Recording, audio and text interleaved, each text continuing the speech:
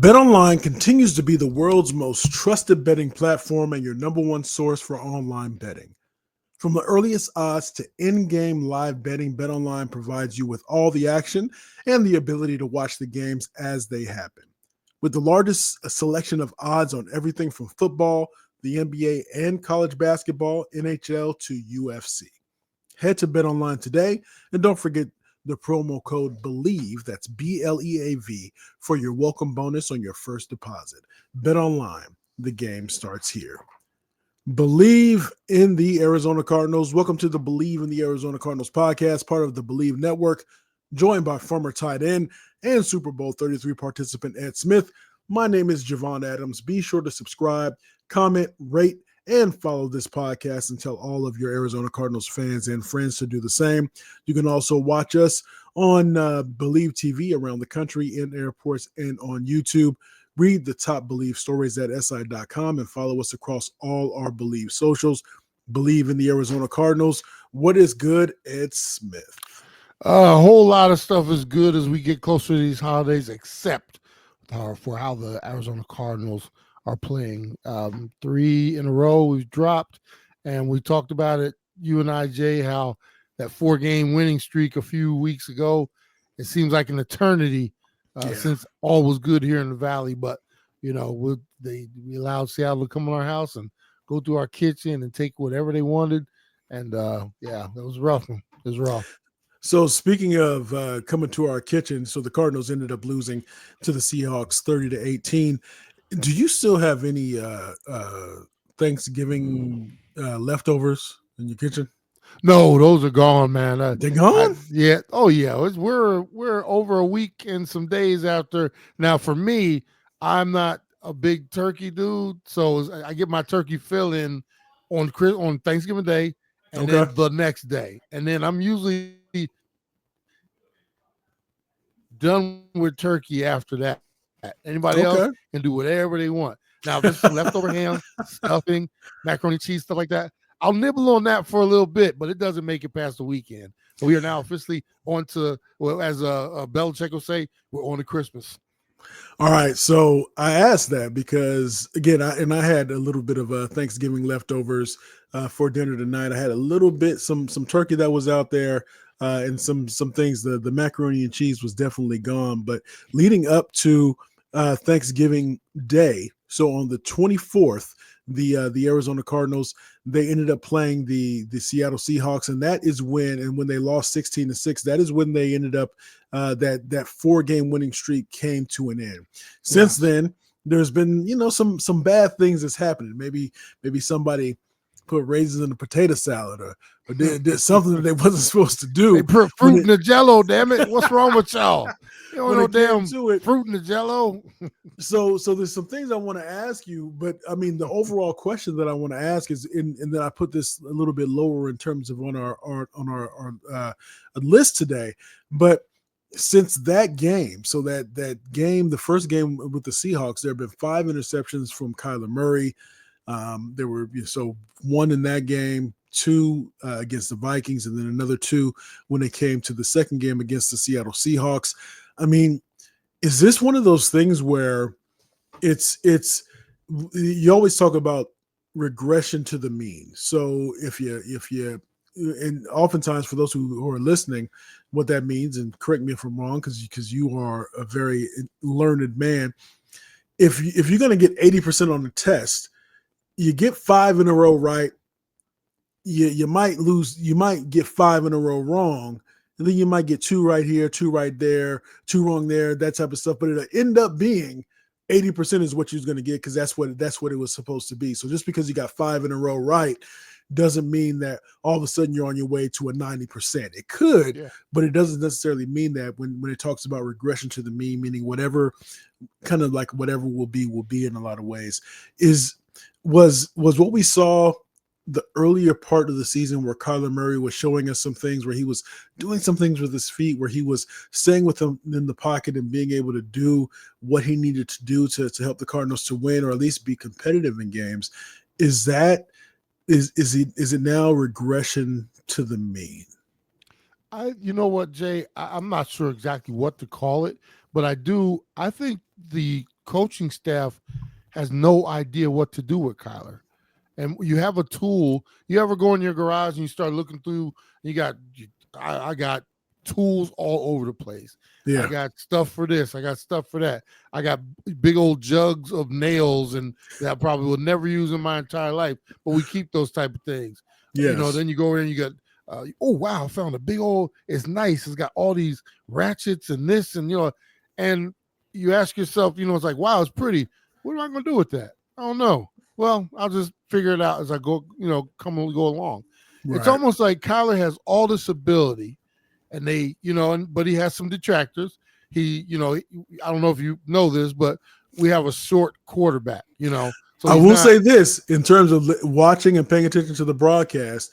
The broadcast did mention, I forget my man's name is. I know his first name is Charles, but he was pointing out what Kyler needs to do is really be able to run and use those feet to be able to extend plays and really to really keep the defense on his heels. And that's one of the things that you've said.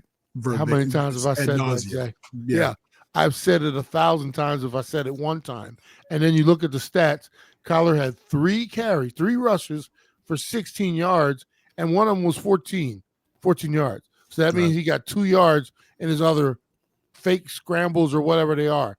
They're not designing plays to enhance his ability, or he is refusing to run certain things. It's coming from somewhere. It's either they don't know how to use him or he doesn't want to be used the way that they have it designed, so he's pushing back on it.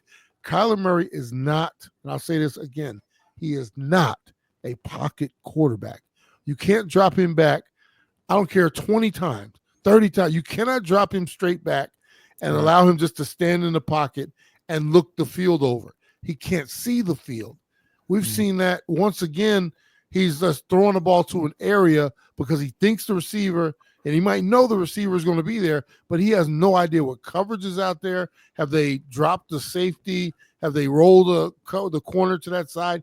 Anything. He just knows his receiver's supposed to be there, so I'm going to throw it in that direction. He's done it several times. We call it the chuck and duck, Jay. Okay, so I'm gonna just throw it out there because one of the things that in today's NFL, especially when players are coming from, and Kyler is an NFL veteran by this point, but one of the things that next step is you don't wait until the player is open, you throw them open. So can it be said that if Kyler knows where his receiver is supposed to be, he's throwing there because that's where you're supposed to be? You still have to see it to make sure nobody else is in the area. What's happening is he knows that a receiver is supposed to be there, but he's not seeing because he can't see through the trees.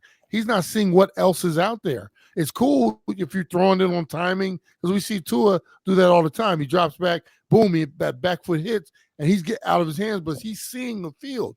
Kyler is not seeing the field because he can't. So what are they doing? They continue to drop him straight back. He's standing in the pocket, patting the ball, can't see anything. Only one or two things is going to happen after that. He's going to throw it blindly, which we've seen with the interceptions here recently, or he's going to run right into a sack or just give up on the play. Which happened at the end of the game yesterday. It happened. I mean, that's the game was out of hand. So what they were trying to do was get one of those touchdowns, just to kind of a cosmetic touchdown, if nothing else, to say this is what we can do when we are in a hurry up offense, you guys. Let's try to make sure that we do this and be able to attention to detail with the next game. But he took a sack. I'm telling you, bro, he is, and I've heard, we're both on the road today a bunch. We all listen to our local, chatter and stuff like that.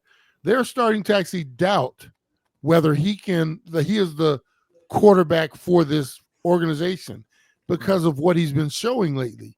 And I continue, for me, it's confusing because I'm saying to myself, man, he should be running all over this field. They should be opening things up. He should be sprinting out to pass. He should be misdirections where he gets on the edge and is, picking up 15, 20 yards. Once again, I'll say, I don't know whether they do not believe he can run that type of offense, or they're scared they don't want to get him hurt, or he's pushing back on the type of plays and the type of quarterback. Because let's be real. He might, in his mind, he thinks he's a pocket quarterback. He doesn't want to be the gimmicky, sprint guy where everything is designed. So he wants to be in that category with Josh Allen, Burrow. Burrow will move because if we record this, we're recording this during the halftime of the Monday Night Football game, and so Burrow was doing some things where he was moving and trying to escape the pocket and with his eyes downfield to be able to try to hit his receiver. If Kyler is going to be if Kyler is only going to be a pocket passer in this league, he will not succeed. I don't care where he is. He has to use his legs, which are part of his arsenal. He has to use his legs to be effective in this league.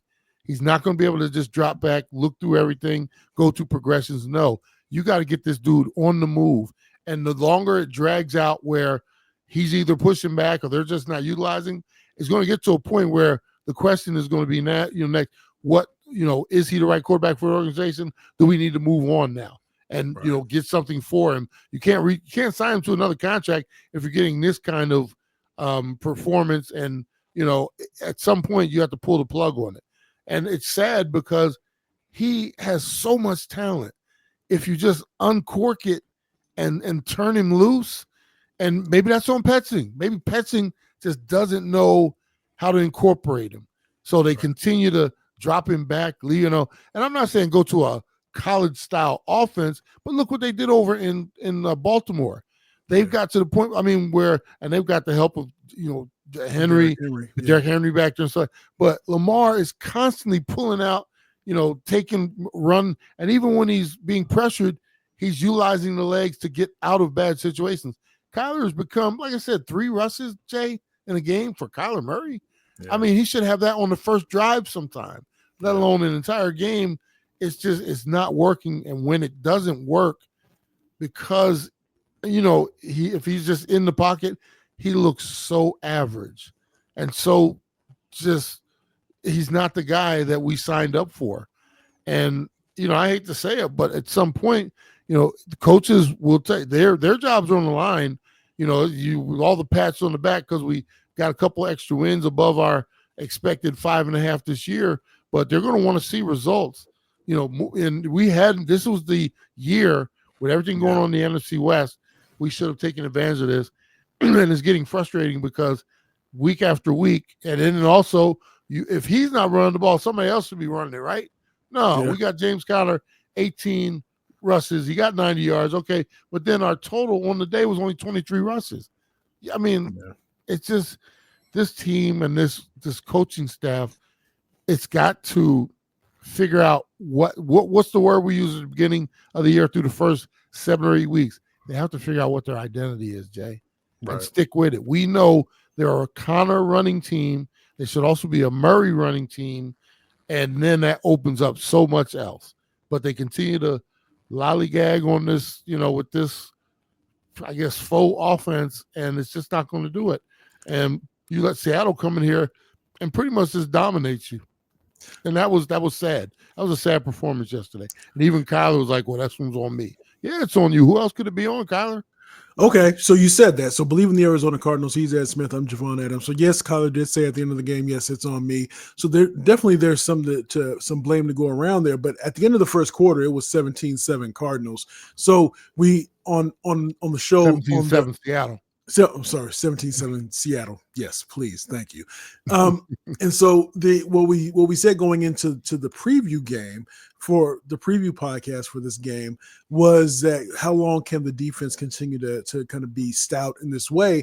And it seems like that was the question because the defense wasn't able to. They didn't really get much pressure at all on the Seattle Seahawks quarterback. The running game. It just seemed to all fall apart. There were missed field goals, all those things. It makes me wonder, and I'm hoping that you say to me, nah, that can't be the case. But was it just like the pressure of this game, this particular game, that seemed to mount? No, you remember we talked about that first game up there in Seattle. Was it 16-6, whatever it was? Yes. We knew it was not going to be that type. We both thought this one was going to open up a little bit and somebody was going to score. And just because these two teams they're both Jekyll and Hyde, I should say. But we both had a feeling that it was going to be a little bit more of a high scoring game. All it was we flipped the script. There's only a couple weeks since we've seen this team, and they gassed us. They just consistently ran at us, even without their top running back.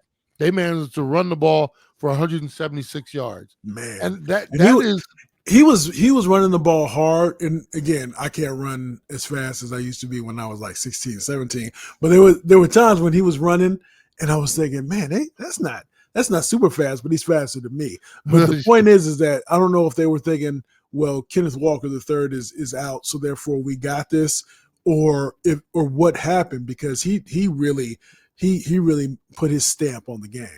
Charbonnet, that's his name, Zach Charbonnet, straight downhill, and that's exactly what they started punching us and saw where they were going to be successful, and they stayed with it. They ran the ball as effectively as you can, and they didn't ask Geno to do too much.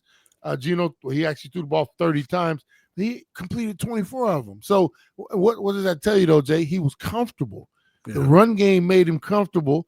We couldn't stop that. Then you got play action. Weren't able. When you're not able to run the ball, what do you have to do? You then have to bring safety help down and stuff like that. And you can't double and roll coverages. He was comfortable. They were comfortable. They put everything they needed to do together and made us look just like we had no chance in that game.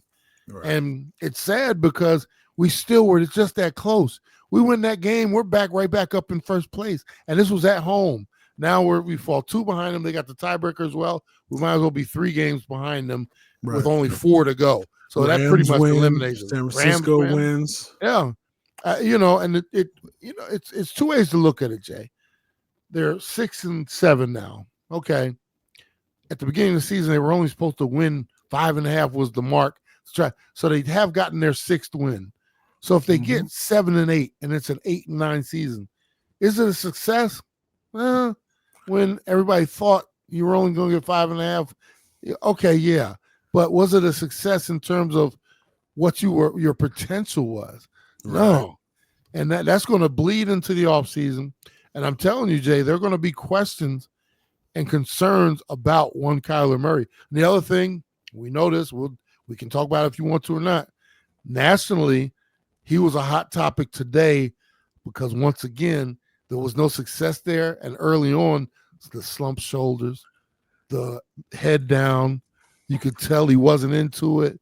And I mean, you can take from it what you want because, either he was solemn and he was really thinking about it and, or he reverted back to old Kyler Murray, which we all hate around here. I thought about that too. During the game. And then they panned to on one point in time when Geno was on the bench, and he was by himself as well. I mean, he didn't look solemn, but it's when you put the camera on somebody, at what point, if you just get to the bench, but still, it did make me think that, because these are the moments when you are being tested, when your mettle, so is being tested. So Kyler, it's one of those things where if you're coming off the field, I might be that coach that's coming up to you and say, "Hey man, as you go into the bench, man, I know you upset. I know whatever. Maybe so and so didn't run the right route. The camera's gonna be on you. So when you go there, don't man, just be aware of what's going on, the eye in the sky." I'm going to throw a couple examples out at you. We all know Russell Wilson's Mr. Optimistic. The sky is always blue. Game winning interception. He'll go around and try to dap everybody up. That's my bad, man. That's my bad. I got it. When it happens, though, you pan to the sideline, and he's going to each player, giving them a dap. And it's all positive. And look, I can't wait to watch the Hard Knocks for this week because it's going to be. But you see that, right? And then also in the same stroke, you see Jameis Winston. And we all know Jameis given. He wants Jesus to deliver him from pick sixes. Thank you. But he, as much as he does it, he'll throw a ball and it's like, what the hell is he? You still see him positively on the sideline trying to communicate with his teammates, trying to speak to Jesus so he'll help him not throw any more pick sixes and stuff like that. But he's at least engaged. You look at Kyler, and Kyler just, it's like he don't give a damn.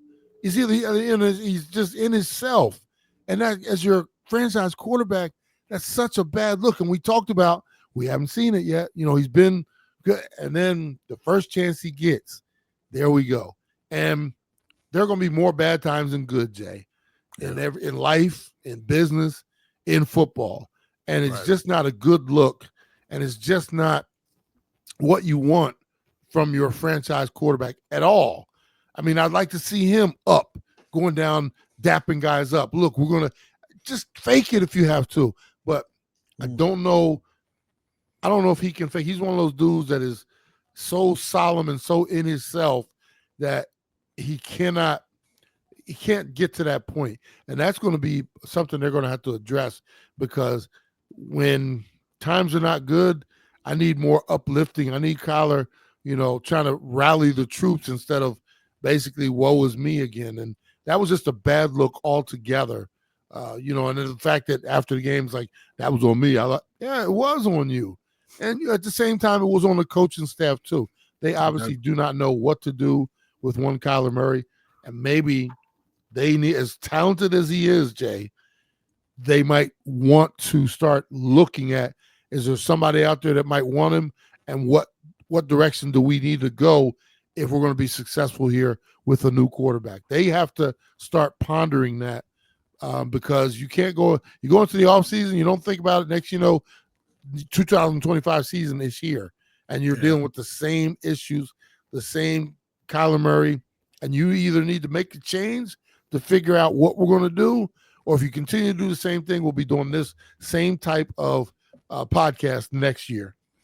Bleav in the Arizona Cardinals. He's Ed Smith. I'm Javon Adams. We are presented by Bet Online. So it can't be all Kyler's fault. So you mentioned in terms of the coaching staff, one of the things that I like about, because as I was watching the game, it was, so when I was watching, what is it? I know his name is Mike, but watching the game yesterday. Yeah. So the coach for the Seahawks, if a play went wrong, you could just see it. You could see it on his face. One of the things I like about Jonathan Gannon is that you don't know if they're up by 20 or down by 20 or if the game is tied. I like that because we're trying to stay even keel. We're trying to make decisions based upon where the game is at and what we're doing. But what from a head coaching perspective, maybe do you feel that Jonathan Gannon is doing well? Because I would think it would be culture, but what do you think that can be switched? Because if he's the CEO and you see that, the product is good, product development is good, but we're not getting sales. So maybe we do need to do some better job in terms of marketing, right? I'm talking from a corporation perspective. So what do you think that Jonathan Gannon is doing well? And what do you think that where there's an area of opportunity for him where this Cardinals team is concerned? I'll tell you what he's doing well. He's developing a good culture with the Cardinals. They're very disciplined. They had a lot of penalties this past game. For the most part, they are a disciplined team that plays really hard. And that's all you can ask of your players.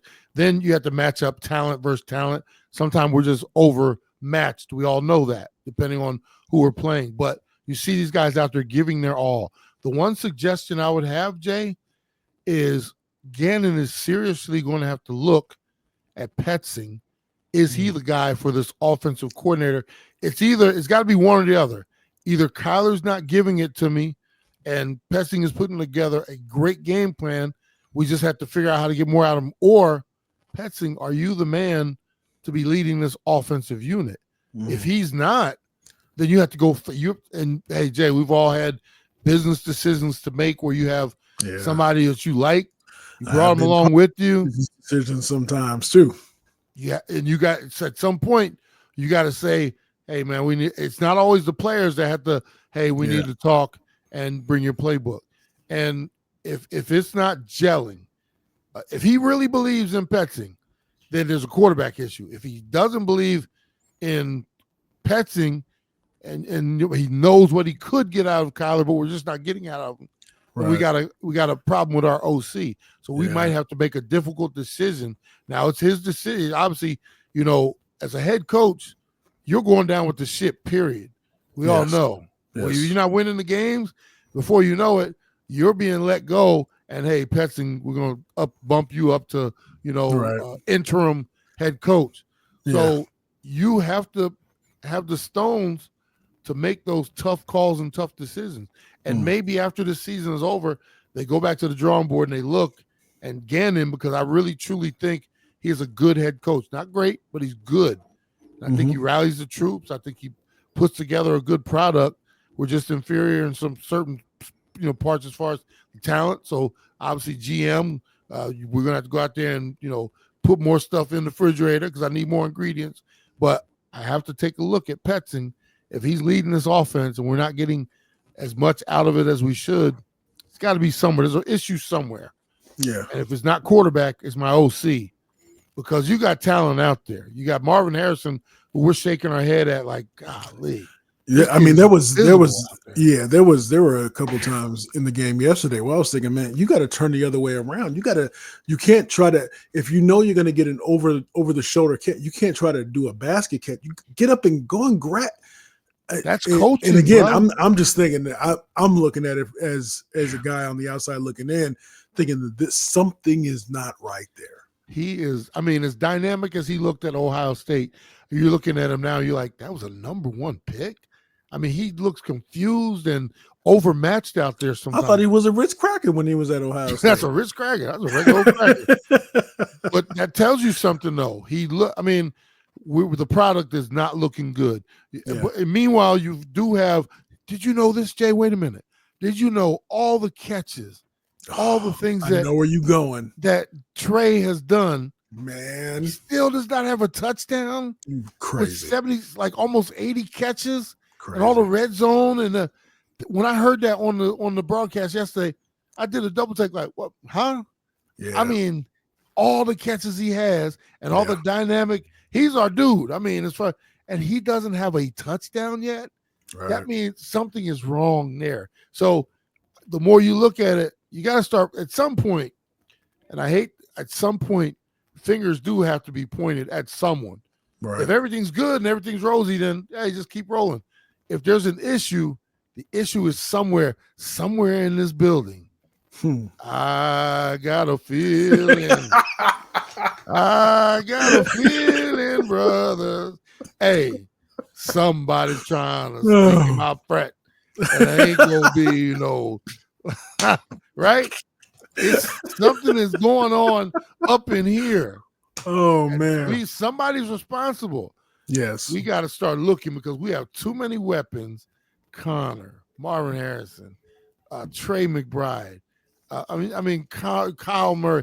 Too many good things out there for us to be stuttering and sputtering like this. So it's either the dude that's leading us on the field or the dude that's leading us in the meetings and on the sideline. Either way, Gannon is going to have to make some decisions because what we're doing right now, we're heading in the opposite direction of where we initially thought we were going.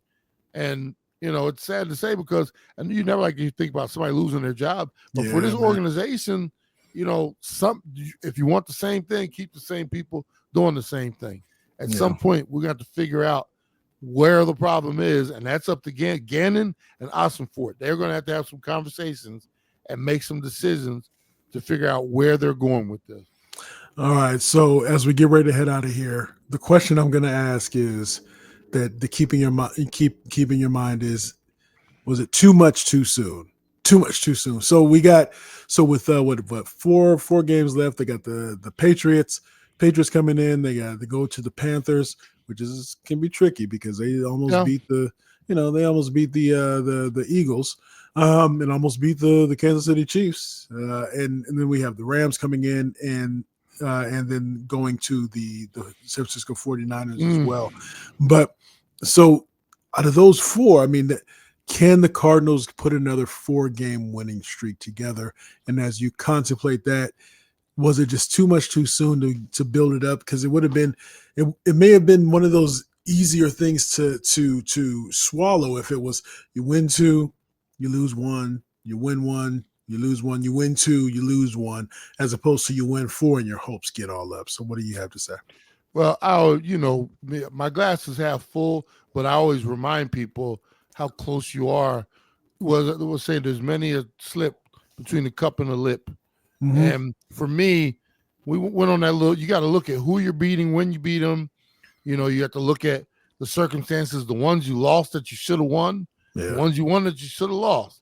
And you add them all up. For the Cardinals, they had a nice little streak in the middle of the season with a long way to go.